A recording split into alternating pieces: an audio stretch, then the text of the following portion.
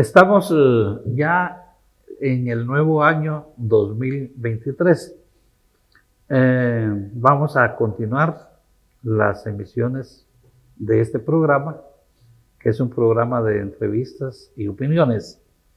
Y esta vez vamos a conversar con dos estimados amigos y el tema va a ser la corrupción, solo que muy probablemente desde una perspectiva diferente.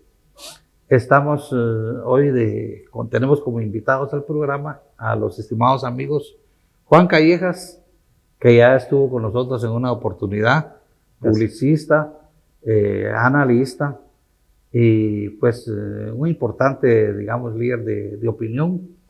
Y también tenemos aquí con nosotros a Marco Tulio Cajas. Marco Tulio Cajas pues es un hombre también muy conocido, con pues, una trayectoria en la administración pública. Fue director del Instituto de Administración Pública, ¿verdad?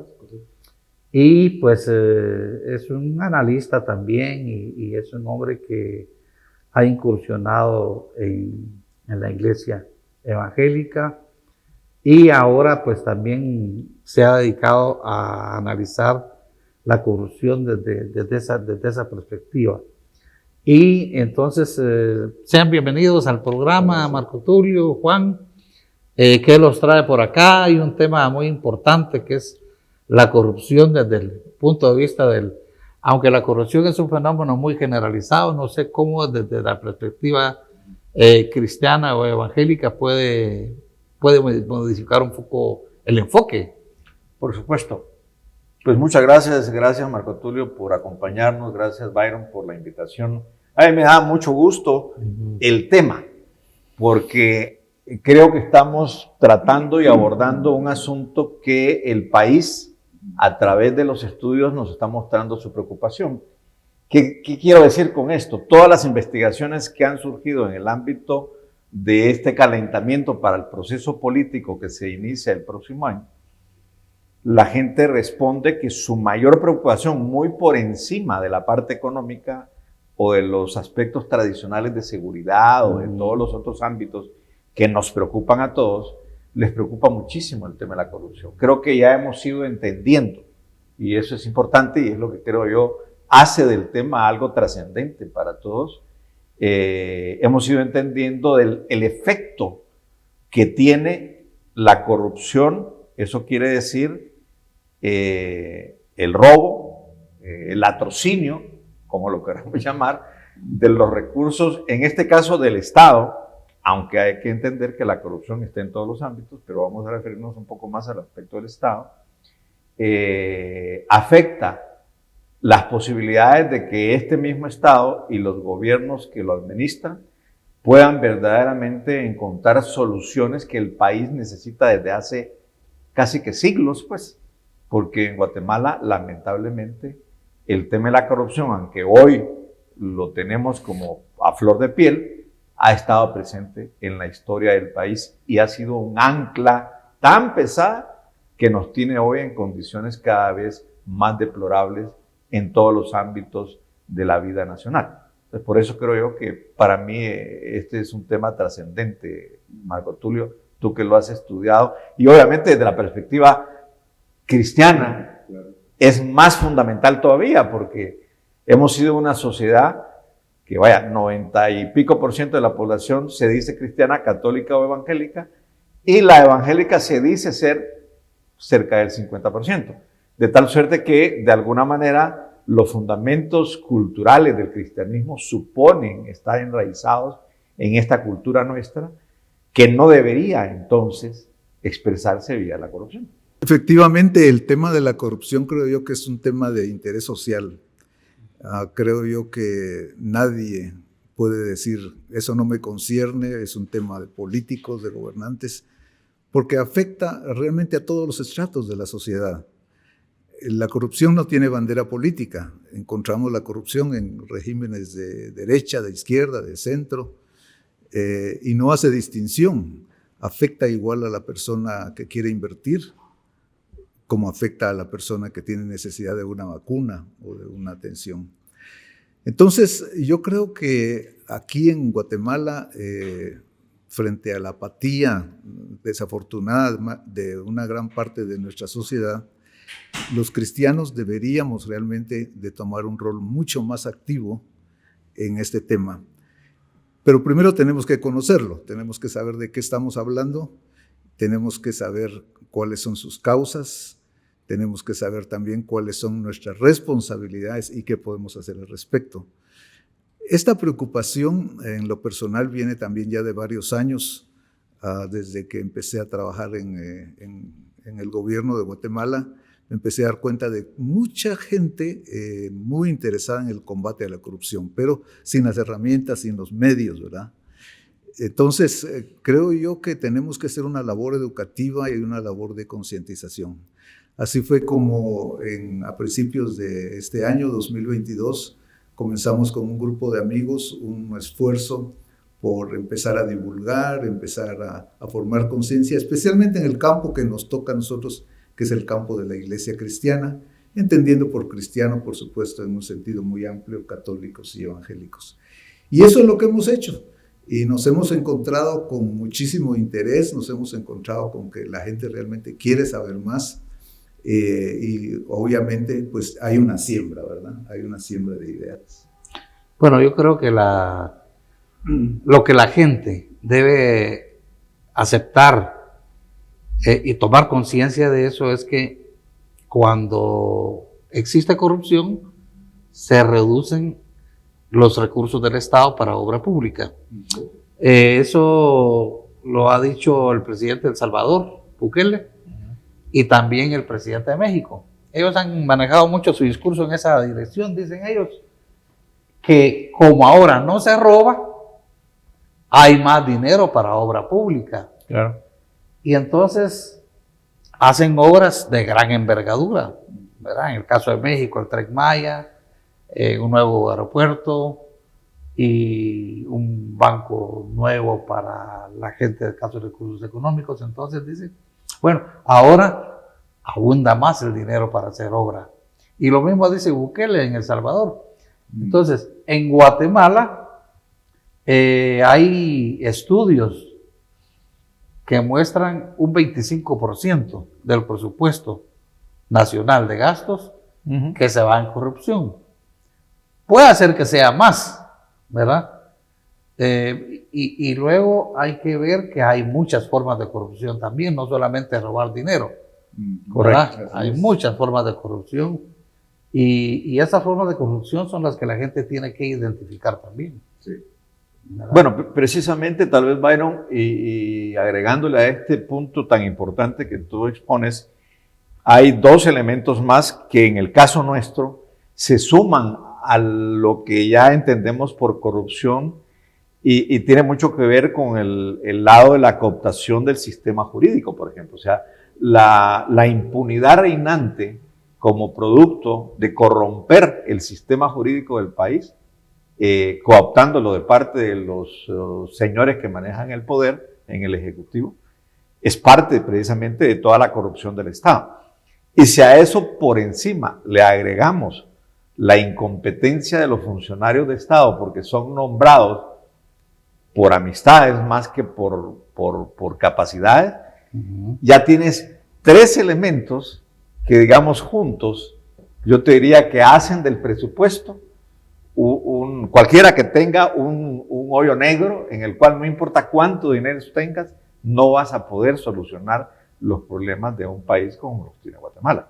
O sea, otra vez, no es nada más el tema, como tú decías, de la corrupción a nivel de robarse o mal usar los recursos del Estado, sino además lo que va de la mano con eso, que son primos hermanos, les digo yo, la impunidad y la ineptitud dentro de la administración del Estado. Entonces son tres para mí grandes esferas en las cuales hay mucha experiencia en el mundo. Ya tendremos por acá en Guatemala a un personaje que vamos a poder traer gracias a la colaboración de la organización que Maco preside, para que nos vengan a contar qué sucedió de 1997, que fue cuando la primera vez el Banco Mundial primera institución internacional, toma conciencia de la realidad de la corrupción en el mundo y en América Latina en particular, y se genera todo un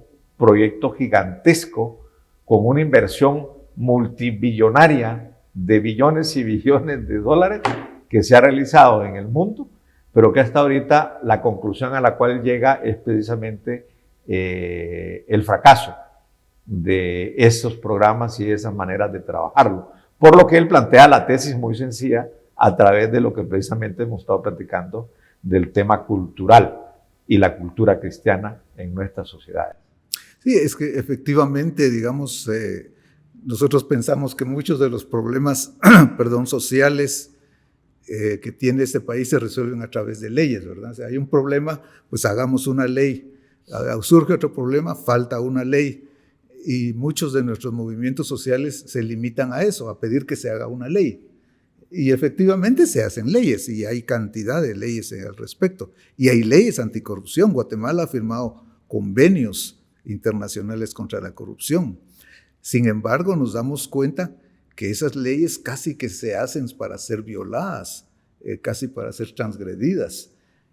Ahora, quienes han estudiado esto a fondo, lo que nos dicen es que la sociedad no mira como una falta esa transgresión a la ley porque está metido dentro de su cultura, que es una viveza, que es una forma de salir adelante, ¿verdad?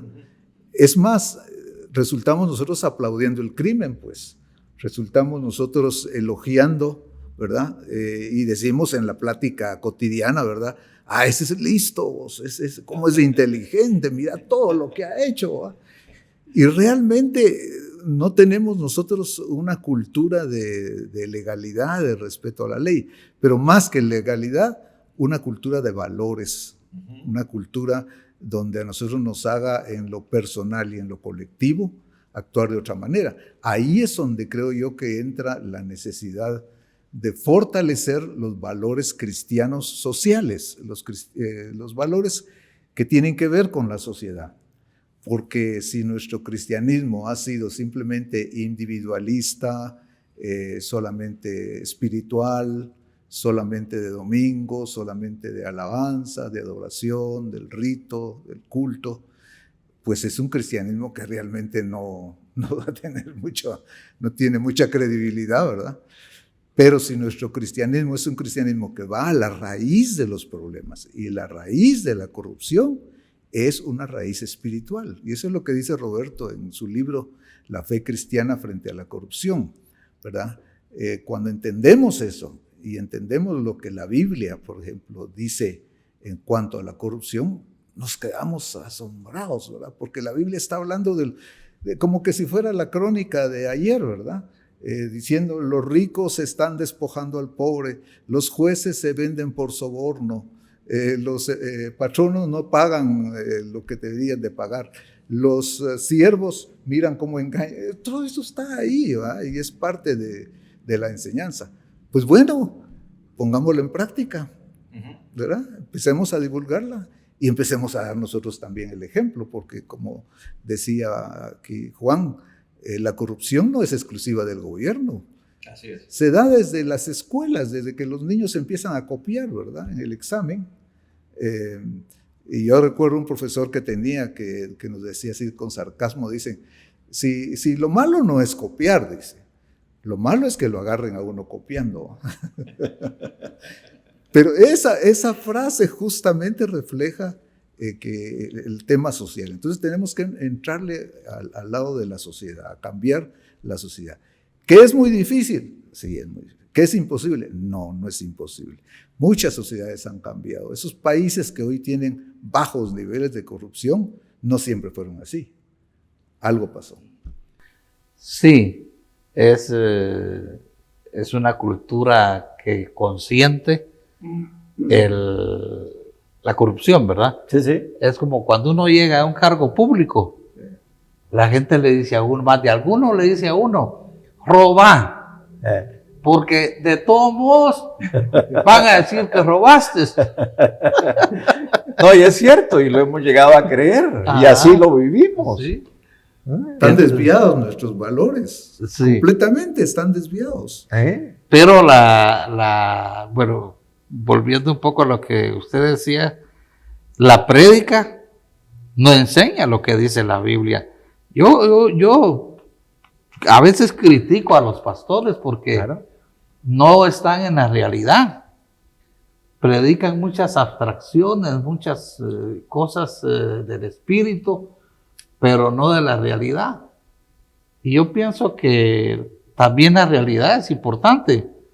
Y la prédica del cristianismo respecto a muchos temas vinculados a la corrupción, pues debería estar en la agenda de muchos líderes. Bueno, es que por supuesto, y ahí es donde tal vez Byron, la audacia de este Roberto Labré, que se llama esta persona que presenta este estudio y esta documentación que para nosotros es muy valiosa, es retar al liderazgo cristiano a precisamente volver a conectar, porque decir espiritual no quiere decir no decir vida y realidad. Lo que pasa es que en nuestras mentes la cosmovisión, voy a llamarlo cristiana, ha separado la idea de alma, cuerpo y espíritu como que fueran tres cosas distintas. No, si todas ellas están juntas. Claro. Y el espíritu es el que gobierna, se supone. Pero lamentablemente no hemos sido educados, formados a meditar en esas realidades, y ahí es donde nos hemos perdido, ¿verdad? Y ciertamente desvinculamos la vida real de la vida espiritual, lo cual es la falsedad más grande que se puede hacer del cristianismo como la Biblia lo establece.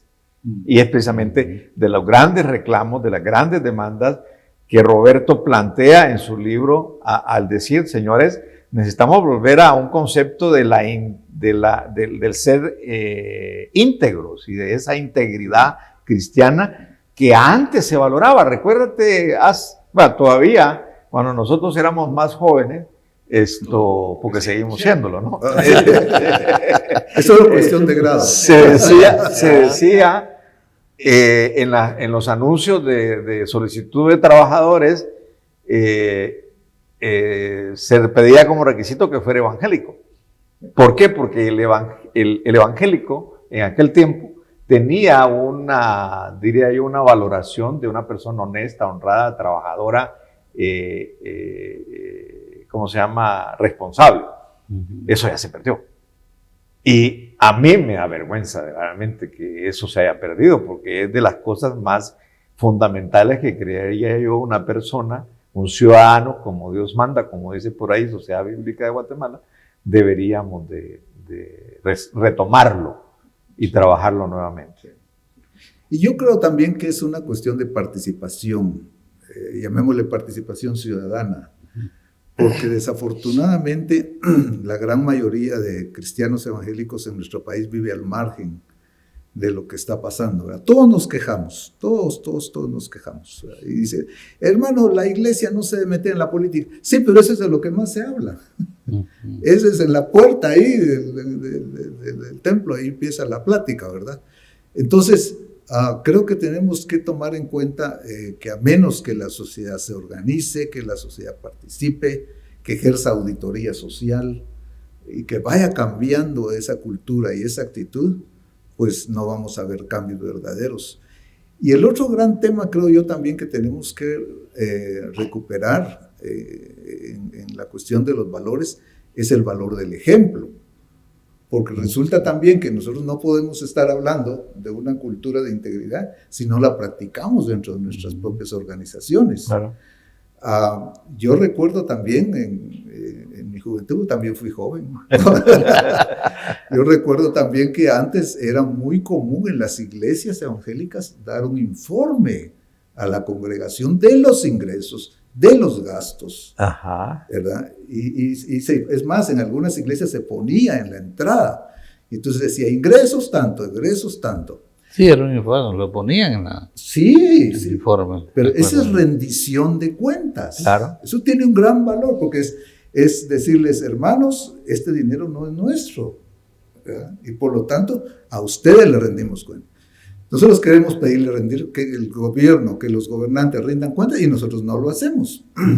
Y por supuesto eso viene desde la familia también, ¿verdad? Sí. Así es. ¿Cuántas familias no pasa lo mismo. El hombre decide el presupuesto, el hombre maneja el gasto, le dice a la esposa esto es lo que te toca, y ahí mira tú, ¿ah? ¿Y tú cuánto ganas? Eso no es tu tema. Sí, pero es que en la prédica de los pastores hay muchas cosas que cambiar, porque, por ejemplo, el machismo, ¿verdad? A propósito de lo que dice usted, que le dicen, la cabeza del hogar es el hombre. Bueno, yo no sé si a las mujeres les gusta eso. Hay mujeres a las que no les gusta eso. ¿Cómo es eso que el hombre es la cabeza? ¿Y yo qué? Hoy cada vez menos. ¿Verdad? Entonces, culturalmente también siento que la iglesia debe cambiar. Así es. ¿Verdad? Porque hay muchas formas de actuar que confunden mucho a la gente y que hacen que la gente pues se vuelva apática a los asuntos públicos, a los asuntos de colectivos, ¿verdad? Porque, por ejemplo, que las personas digan que no se meten a comentar tal cosa pública, si es corrupción o si es X asunto de gobierno, porque eso es política y la política no está en el temario, digamos, de un cristiano. Y bueno, pues yo pienso que también ese compromiso del cristiano con la sociedad, con el buen vivir, con la convivencia sana, porque la gente tiene también una búsqueda permanente por ser feliz, pues, ¿verdad? Y parte de la felicidad precisamente es el que también, porque el poder público no es tampoco ajeno a la vida de las personas. A veces se ve como que, bueno, como muy lejano, ¿no? Un divorcio así. Pero es que la función y la responsabilidad del funcionariado público es provocar el bien común. Y así lo dicen las leyes. La Constitución dice, el objetivo del Estado es el bien común, ¿verdad? Y entonces a la gente se le olvida eso. La función del Estado es representar los intereses, las aspiraciones, los ideales de todo el conglomerado social. Es el bien común, es el Estado. Y el Estado no procura el bien común, no está cumpliendo con la misión esencial que le asignan las leyes. Vamos a regresar en un momento con este tema tan interesante de vincular el cristianismo a la corrupción y cómo cambiar nuestra cultura en favor de la integridad, de la ética, de la moral del ciudadano y, por supuesto, del funcionario público. Vamos a regresar en un momento.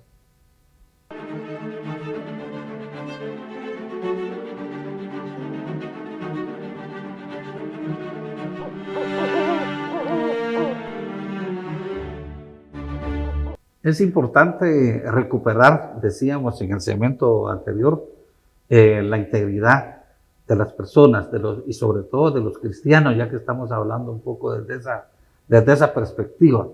Los cristianos, tanto los líderes como la comunidad cristiana, deben de reivindicar también como parte de su vida el asunto de luchar contra la corrupción a todo nivel, en todas partes y en todo sentido, porque la corrupción no solamente es la que se realiza desde la función pública de los funcionarios, sino que también tiene muchas otras aristas donde se manifiesta pues el aprovechamiento de la voluntad de otras personas, el maltrato a las personas humildes, el tráfico de influencias, el buscar que alguien llegue a tal puesto solamente porque lo recomienda un fulano o un sultano, el soborno también, sobornar a un policía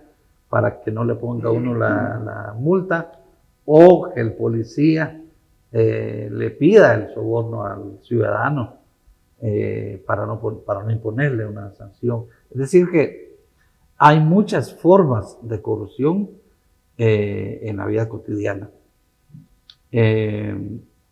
Volvemos entonces con nuestros invitados, con Juan Callejas, con Marco Tulio Cajas, con quienes estamos hablando de este asunto tan interesante que es, ¿verdad? Cómo la corrupción tiene otra perspectiva.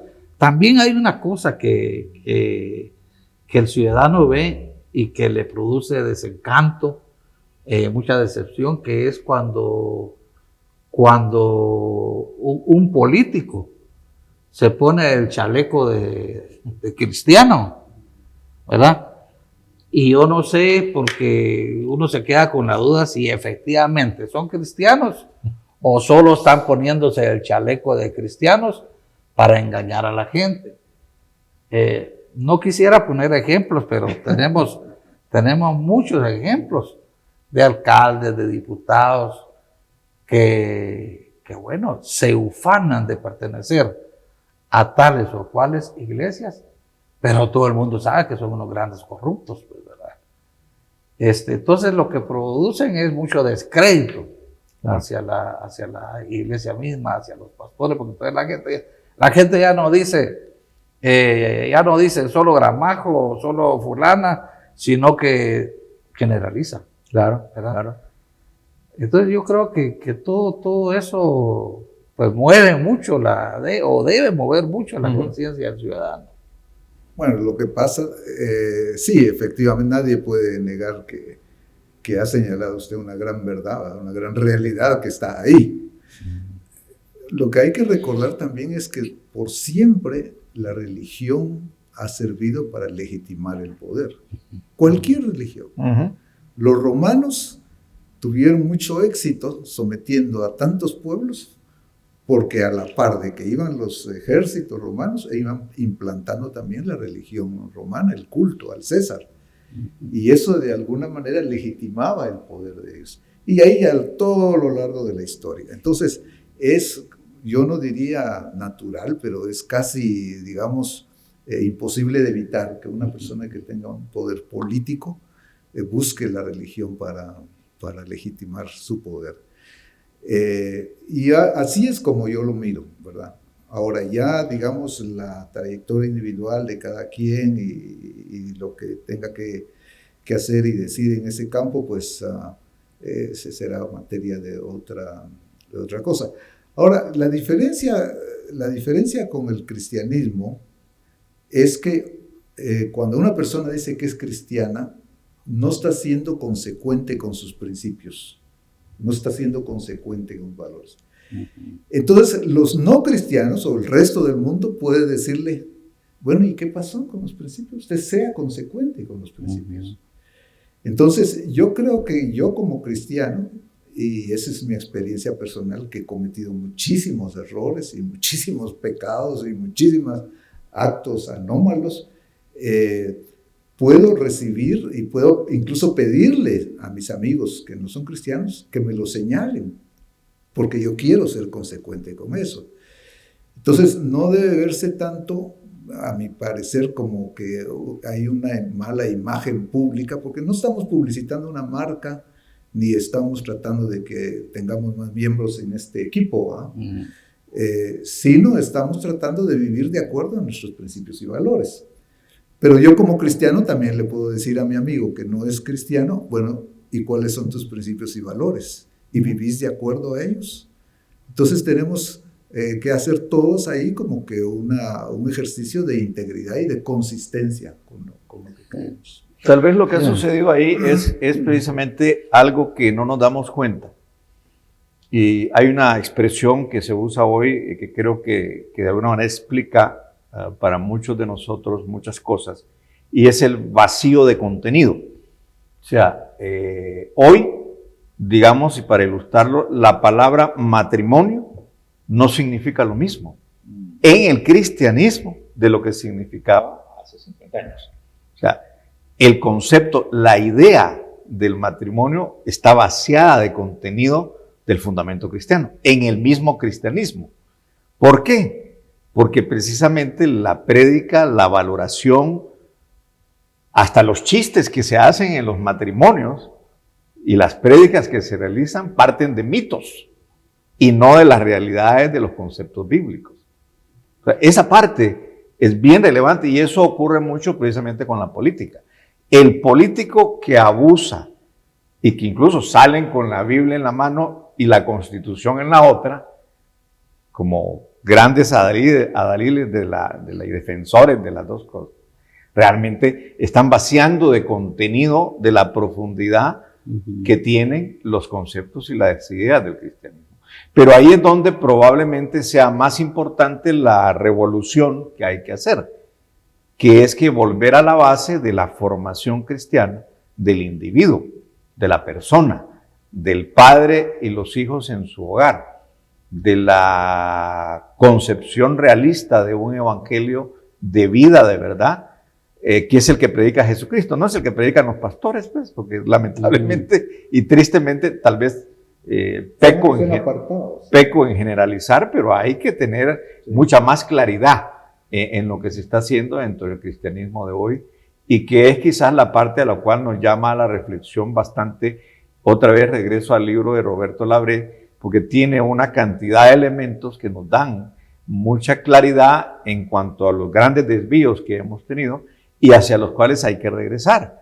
Si queremos de verdad que el recurso del cristianismo, como un recurso cultural, voy a ponerlo de esa manera, pueda generar una transformación como ya fuimos, porque creo que lo hemos vivido en la etapa de la historia del hombre, se ha vivido una cultura cristiana muy enraizada y muy de fondo, que incluso viene con posterioridad a los tiempos en los cuales el Papa y el Rey eran, ¿cómo se llama?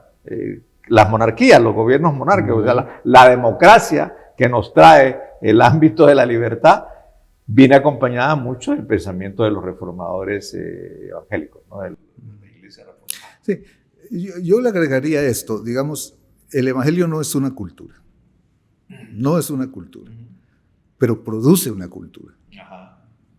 Produce una cultura, tarde o temprano produce una cultura. Ahora, cuando nos apartamos, como dices, entonces del evangelio y nos inventamos otros evangelios, entonces no pretendamos nosotros tener los resultados del evangelio puro, digamos, del evangelio realmente como es.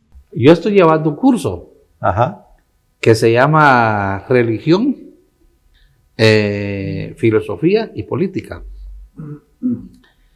Y lo que percibo del curso es el interés por hacer partícipe a la religión de los quehaceres políticos y sociales. Ajá. Con fundamentos positivistas, digamos, es decir, la democracia, la libertad, la igualdad. Entonces, pienso que es importante, pero algunos cuestionan del curso, sí, todo eso está bonito, ¿verdad? Pero otra vez, si volvemos a la realidad, el problema es el uso político de la religión aquí, porque entonces vamos a tener dirigentes religiosos en los puestos públicos y quién sabe si esto no garantice, pues, claro, quién sabe si esto garantice que tengamos, pues, porque yo digo, un buen cristiano tiene que ser un ejemplo, claro, ¿verdad? Y si es ministro, tiene que ser un ejemplo, ¿verdad? De autenticidad, de integridad, ¿verdad? Sí, ahí subrayemos, y esto muy, muy para la audiencia, subrayemos que uno de los principios de oro, digamos, en el tema de la democracia es la separación de iglesia y Estado. Así es. Entonces, en la medida en que nosotros no mantenemos ese principio de separación de iglesia y Estado, caemos justamente en eso. Eso es bíblico, ¿sí? Porque resulta que en el pueblo de Israel estaba la figura del rey y estaba la figura del profeta. Y para Dios era muy claro que el rey no debería ser profeta, ni que el profeta debería ser rey. Sí, no. Imagínense la sabiduría de Dios de separar esos dos órdenes, ¿verdad? Ahora nosotros, digamos, no tenemos ni reyes ni profetas, ¿verdad? Pero sí tenemos políticos, ¿verdad? Y gobernantes y aspirantes a políticos que quieren ser las dos cosas. Quieren ser profetas porque quieren ser escuchados como predicando la palabra, como teniendo palabra de Dios, pero también quieren gobernar, firmar decretos, aprobar presupuestos, etcétera, etcétera. Entonces, la separación de iglesia es un principio fundamental y todos los países que no respetan este principio caen en abuso, absolutismo y caen precisamente en una opresión. Al final viene siendo una opresión política, religiosa. Y aquí en Guatemala nosotros tenemos, digamos, el ejemplo de la Revolución Liberal, ¿verdad? De 1871, que marcó una diferencia entre eso. Y esos principios de alguna manera se han ido perdiendo, ¿verdad? Así es. Se han ido perdiendo y yo creo que explica un poco esa confusión y eso. Pero volvamos a los principios. Entonces, creo yo que tendríamos que ver que los principios bíblicos aplicados a la sociedad van a producir una cultura diferente. No es ese su objetivo, pero lo van a producir. Familias integradas, personas íntegras y honestas. Y eso lo vimos, como lo señalabas tú, en la historia. ¿Por qué desapareció la esclavitud? ¿Por qué las mujeres han adquirido derechos a lo largo de la historia? Los niños han sido respetados. ¿Por qué a los enfermos no se les mata, sino se les trata de curar, como era antes? Porque la cultura cristiana fue permeando la sociedad y esas prácticas fueron desapareciendo. Y la norma y la ley se fueron convirtiendo precisamente en ese eje central en torno al cual, siguiendo los fundamentos bíblicos por un lado y la parte que tiene que ver con la intelectualidad, si quiere, del pensamiento del ser humano y el valor de la ciencia, pudieron acudir en auxilio de un sistema que hoy por hoy es el que se supone deberíamos de seguir cultivando, que es la democracia, pero que no se está lamentablemente siguiendo, y al contrario, parecería ser que en América Latina particularmente, y cuidado con Estados Unidos también, la democracia por excelencia, vamos caminando a unas situaciones en donde estamos muy cerca de las tiranías, de las dictaduras, de los gobiernos que no necesariamente son prodemocráticos, que es de los grandes peligros que parecería ser se pueden asomar en Guatemala en los próximos procesos. Sí. Lo que ya ocurre en Nicaragua o en Venezuela o muy cerca probablemente en Ecuador, o que se asoma en Brasil ahora y que se vislumbra en México también. ¿Verdad? Sí, hay unos párrafos de este documento que a mí me llamaron mucho la atención. Ajá. Estoy viendo a ver si los encuentro, porque me llamaron la atención y quería yo subrayar. Bueno, menciona muchas cosas relacionadas con la corrupción que ya comentamos, pero es que yo busco unas frases, no a frases, sino que habían unas secciones subrayadas donde vinculaba la corrupción a lo que dice la Biblia. Ajá. Sobre el tema, pero no lo encuentro. Y tal vez sería bueno poner un poco de énfasis en cómo es que la Biblia habla de la corrupción. Sí, porque mucha gente podrá pensar, bueno, la Biblia no habla de corrupción. Ajá. Te voy a leer un párrafo que a mí me llamó la atención y lo tengo subrayado. Ajá. Hablando del libro de Roberto Labre. Dice, sí. A Dios le incumbe que actuemos con imparcialidad y sin favoritismos y usemos, comillas, pesos y medidas honestas, que ese es un proverbio 20:10. Nuestras sociedades, muchas llamadas cristianas, se asemejan a aquellas de los tiempos del profeta Miqueas, hablando de los profetas. Vivimos en sociedades con muy baja confianza interpersonal, donde reina con frecuencia el privilegio, el favoritismo, el tratamiento preferencial como norma social en las relaciones entre ciudadanos y gobernantes y líderes en todos los ámbitos. Existe lo que en algunos expertos llaman una ética particularista y no una ética universalista. La lucha contra la corrupción es más que una cuestión política o económica. La integridad pública es una virtud, una ética de vida social que permite el desarrollo equitativo de las sociedades y la realización del potencial de cada ser humano. En este mensaje, dice, es el mensaje de Miqueas y de otros profetas del Antiguo Testamento. Sí, eso es cierto, lo que tú dices, pero yo encontré lo que andaba buscando. A ver. Que dice, ¿qué dice la Biblia en cuanto a la corrupción? Ajá. Y subraya, los funcionarios y jueces exigen recompensas. Sí. O sea que son sobornados. Sí, claro. Reciben plata para emitir resoluciones. Y de eso tenemos aquí en abundancia casi todos los días. Y dice, ya no quedan en el mundo hombres rectos ni fieles a Dios. Todos esperan el momento de actuar con violencia y los unos a los otros se tienden trampas. Ajá. Son maestros en hacer lo malo. Los funcionarios exigen recompensas. Los jueces se dejan sobornar y los poderosos hacen lo que se les antoja y pervierten la ciudad. Pero viene el día de ajustar las cuentas, el día que te anunció el centinela. Y cita Miqueas 7, del 1 al 4. Y ya dice, hay otras dos frases, dice, abunda el robo y la violencia. Dice, escuchen lo que dice el Señor. Él ha entablado un pleito contra los que viven en este país, porque aquí ya no hay lealtad entre la gente, ni fidelidad, ni conocimiento de Dios. Abundan el juramento falso y la mentira, el asesinato y el robo, el adulterio y la violencia, y se comete homicidio tras homicidio. Por eso el país está de luto. Se quedan sin fuerzas los que viven en él. Y cita Oseas 4 del 1 al 3. Y hay uno tercero, que es el amor al dinero es la raíz de todos los males. Ajá.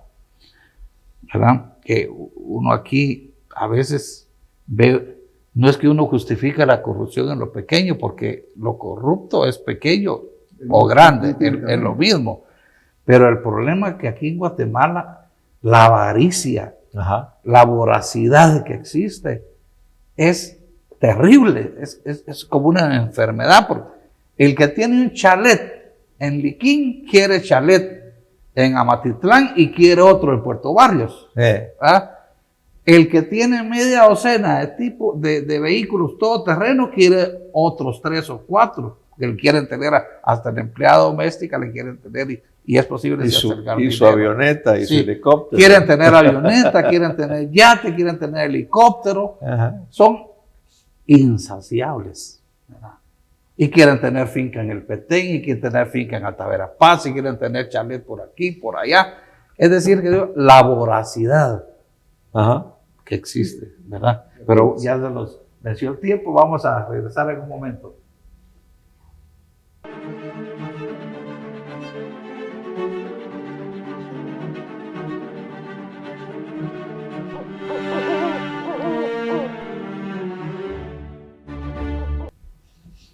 Recuerden que este programa lo pueden seguir en las redes sociales. Pueden seguirlo en Facebook, pueden seguirlo en Twitter, pueden seguirlo en Instagram, en YouTube y también en Spotify. Y la gente que tiene su televisión, su canal Más TV, lo puede ver en directo y en vivo los miércoles a las 7 de la noche. Y también, aunque no tenga aquí en la capital o en otros departamentos su empresa de cable, también puede verlo mediante una aplicación que pueden bajar no sé cómo se llama esta página de la App Store. Pueden bajar de ahí la aplicación Más TV Guatemala y entonces ven este programa también ahí en directo los miércoles. Y a partir de miércoles a las 7 de la noche en las redes sociales estamos, ¿verdad?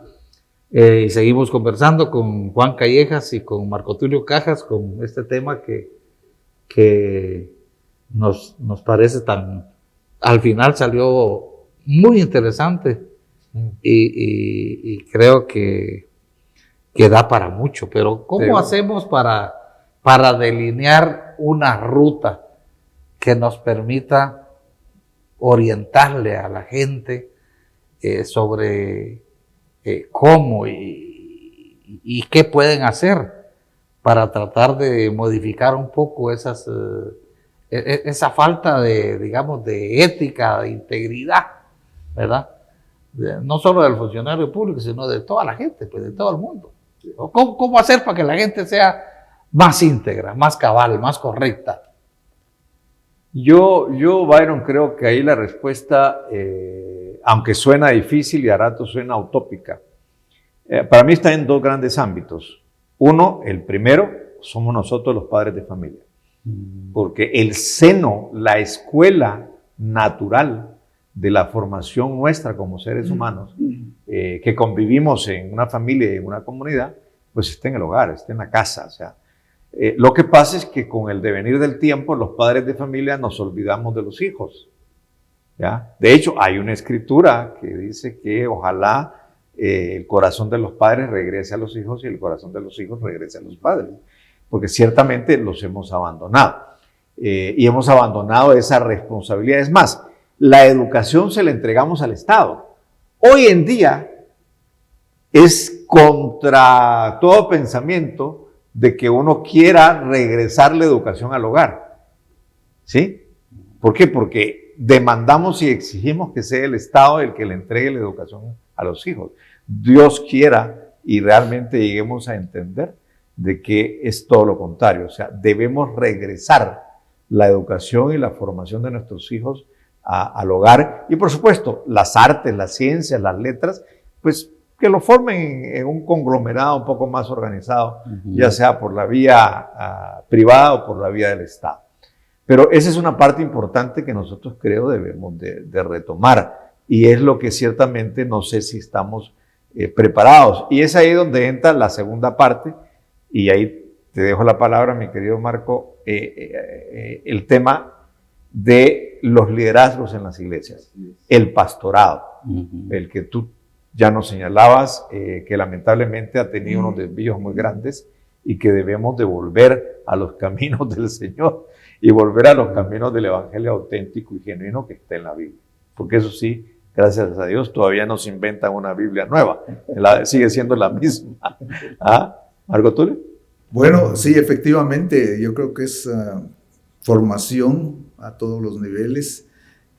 Y en ese sentido quisiera invitarles a tomar un curso que hemos preparado, un curso universal sobre el tema de la corrupción, la fe cristiana y la corrupción. Es un curso que está en línea, pueden accesar a través de nuestro blog, que es dobleciudadanía.info, dobleciudadanía, todo junto, .info, ese sería... e inscribirse en el curso es gratuito, no tiene ningún valor, es breve, como todo quiere ser ahora, ¿verdad? Sencillo, no dura más de 4 a 5 horas, se puede tomar a la hora que quiera, y da los principales elementos de este libro que mencionabas, Juan, del doctor Laver. Es más, él es el que da el curso, ¿verdad? Son pequeños fragmentos de conferencias que él da. Yo creo que tenemos que hacer eso. Y tercero, yo iría también por el lado del ejemplo, ¿verdad? Por el lado institucional del ejemplo. Yo quisiera que muchos de nuestros líderes, de pastores, de asociaciones, de escuela dominical, seminarios, etcétera, todas las grandes organizaciones, tomáramos muy en cuenta el tema de la rendición de cuentas. Tenemos que recuperar ese sentido. La iglesia, la institución no es mía, ¿verdad? Aunque ahora tenemos quizás una tendencia a hacer de esto empresas personales, ¿verdad? Pero no es así. En los planes de Dios, la iglesia es la asamblea, ¿verdad? Entonces, volver a este tema de la rendición de cuentas, enseñarla a nivel familiar y practicarla. Y por último, pues hagamos alianza también con las otras organizaciones, ¿verdad? Que no sean cristianas o no sean de nuestra denominación y están tratando de cambiar estas cosas. En Guatemala hay gente muy valiosa en todos los niveles, a nivel empresarial, a nivel académico, a nivel popular, que están también en el combate a la corrupción. Creo que Si todos nos unimos, podemos hacer algo. Guatemala tiene recientemente una experiencia que es la de 2015. No es una experiencia perfecta, no fue tocar el cielo, ¿verdad? Pero sí fue la primera vez, por lo menos, que vimos nosotros un sentido popular y nacional en este tema del combate a la corrupción. Y fue señalado en todo el mundo como un ejemplo. Desafortunadamente, aquí viene la mala noticia, nuestro país ha retrocedido, es el país de América Latina que más ha retrocedido en la lucha contra la corrupción. Y esas son mediciones internacionales. El país que más ha avanzado en América Latina en la lucha, en el combate contra la corrupción, ha sido República Dominicana. No digo que es el menos corrupto, claro, esa es otra cosa, pero el que está avanzando. Y el país que más retrocede es Guatemala.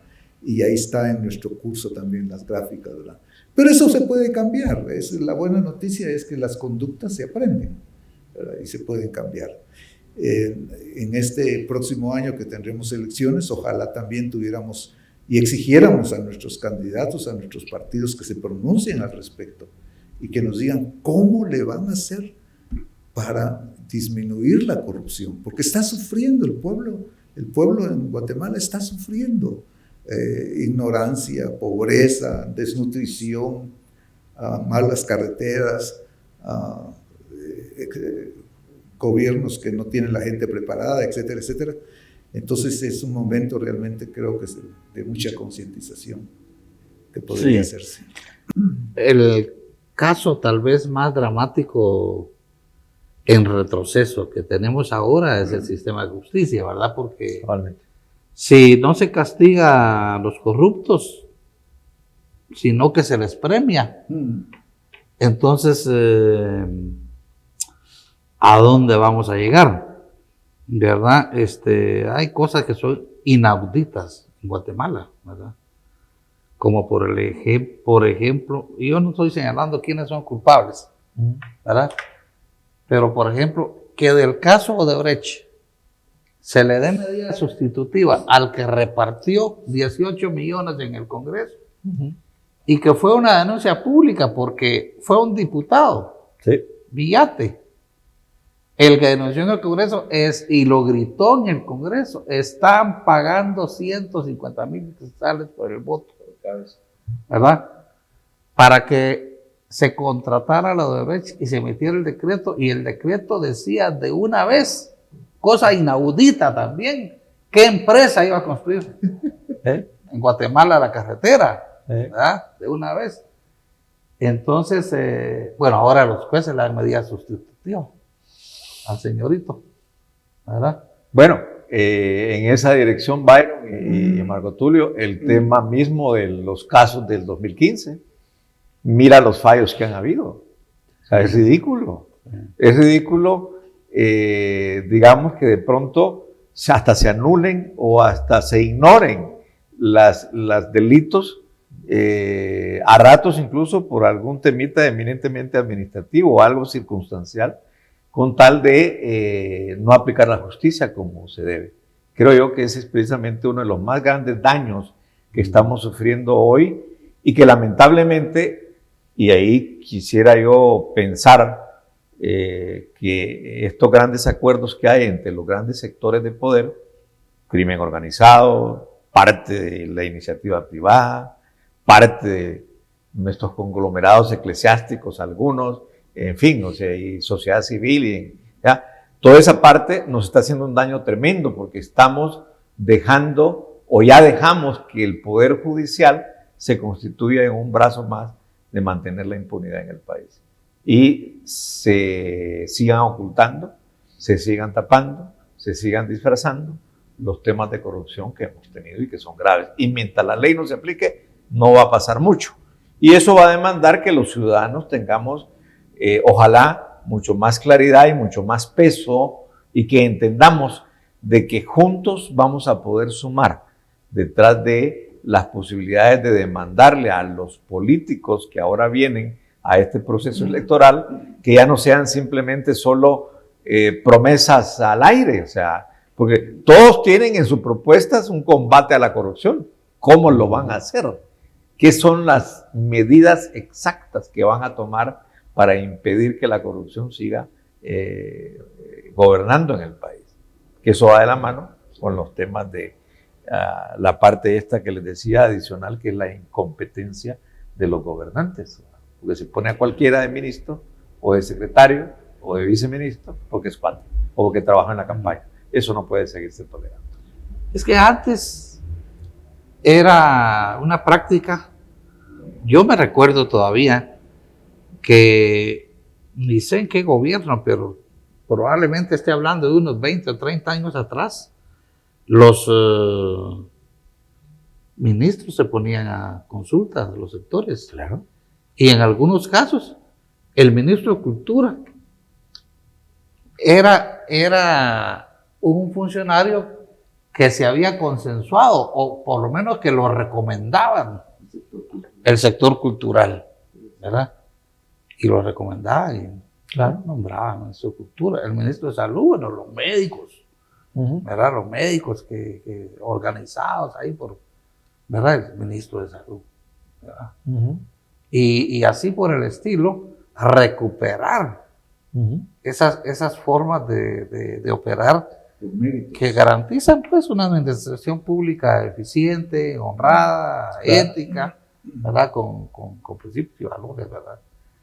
Entonces, eso es parte de toda la lucha de conciencia que hay que liberar, ¿verdad? Y que somos los ciudadanos, porque ahí es donde está la parte crítica, ¿verdad? Que nunca hemos participado los que debemos participar en el nivel de exigencia y que se sienta ese peso a través de alguna manera organizada de hacerlo, porque mientras tanto la gente va a seguir haciendo de las suyas, o sea, porque, ¿cómo es que dice? En arca abierta hasta el justo peca.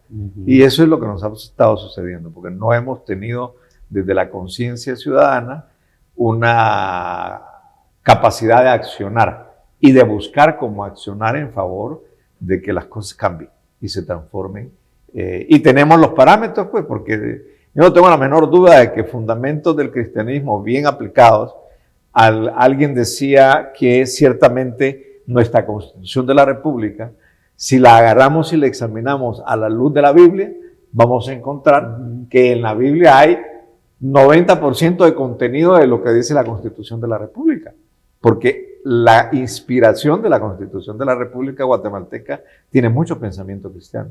Sí. De hecho, la constituyente lo tuvo, pues, hasta el preámbulo, ya no digamos el contenido, ¿verdad? Inspirado en el más profundo pensamiento de cómo sacar adelante al individuo y al ser humano. Nos queda un minuto, Marco Tulio. Muchas gracias.